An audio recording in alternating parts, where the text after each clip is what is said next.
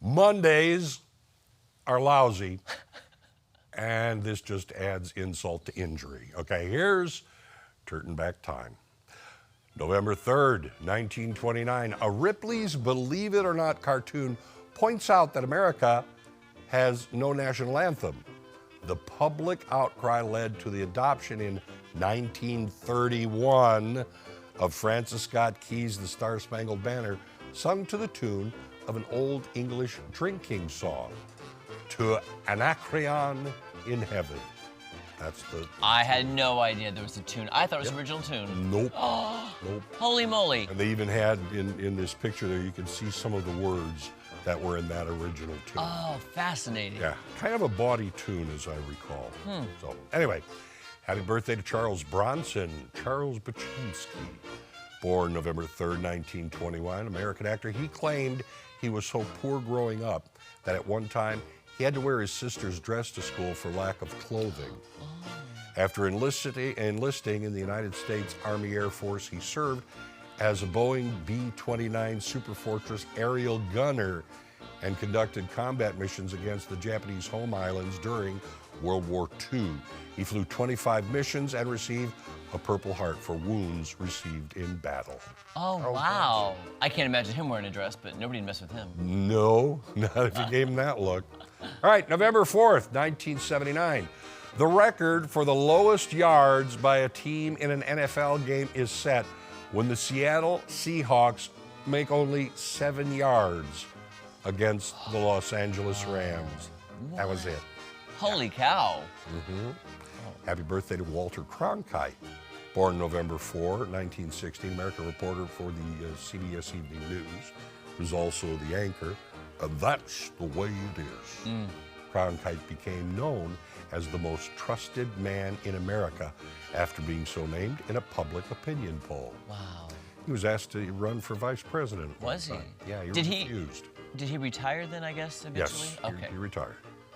November 5th, 1955, according to the Back to the Future movie franchise, Dr. Emmett L. Brown, Doc, conceives of the idea for his flux capacitor when he slipped on the edge of his toilet while hanging a clock in his bathroom and hit his head on the sink.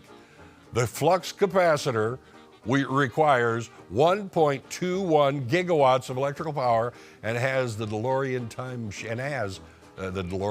machine nears 88 miles per hour. Light coming from the flux capacitor begins pulsing more rapidly until it becomes a steady stream.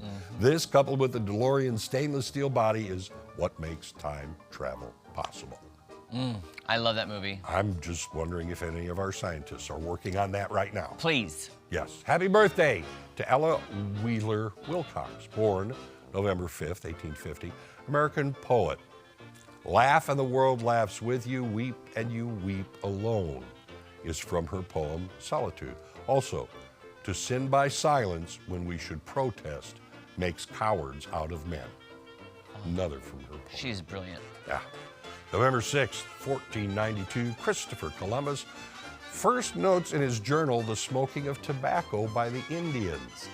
He and his crew had been given tobacco as a gift the previous month, but didn't know what to do with it.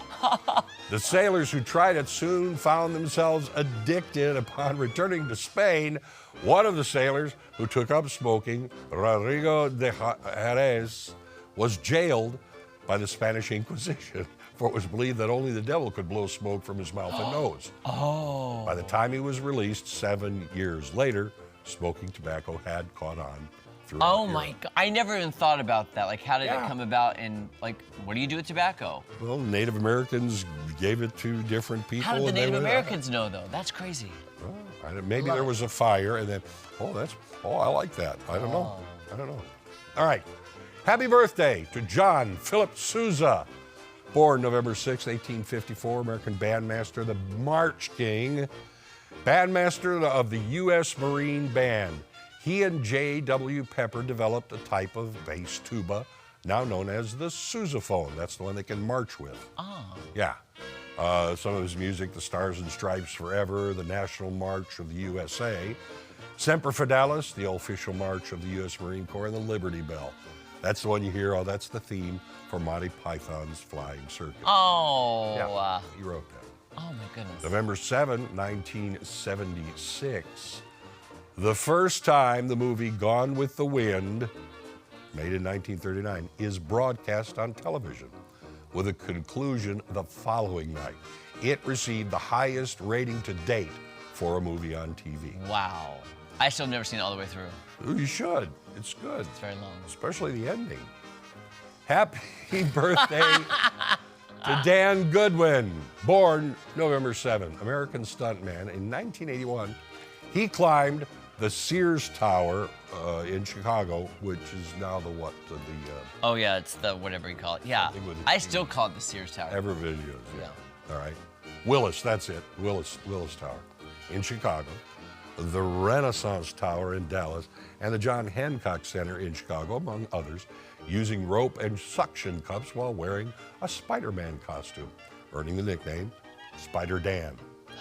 Spider Dan does what any Spider Dan can. Okay.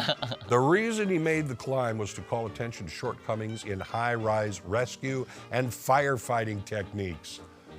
And finally, how many opticians does it take to screw in a light bulb? I have no idea. 1 or 2. 1 or 2.